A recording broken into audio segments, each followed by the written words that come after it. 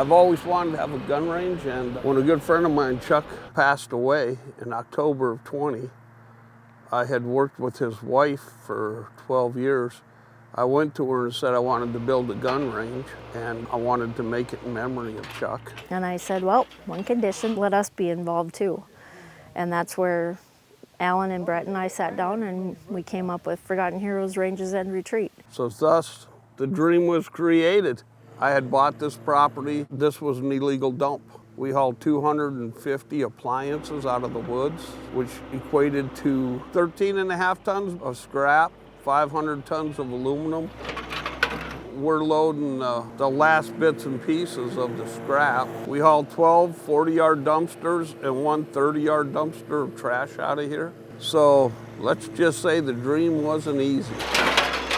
We're going to build a rifle, a pistol, and archery range. Directly behind me will be a veteran center for strictly veterans and a community center. Our goal is by April to have the range completed. As we get going, we'd like to have hunting spots for our wheelchair and amputee. They will never pay to use this facility. Chucky was an avid hunter and fisherman. He also loved sports. He chose to serve his country. He went to the Air Force Academy, but he always gave back. He always did things for people.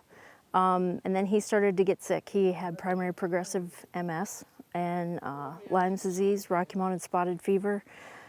And he went from being able to do everything for himself to being able to do nothing for himself. He was an incomplete quad. He was wheelchair bound. He couldn't take care of himself. He needed 24-hour care. So I had to walk away from my job and I stayed home to take care of him. I don't regret a day of that.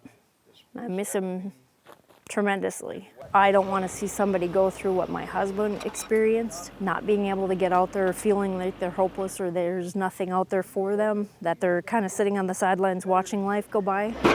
Chuck and me would talk till 2, 3 o'clock in the morning. He said, there's no place for me to go. I want everybody out there that's in a wheelchair or an amputee to know. We want this to be that destination.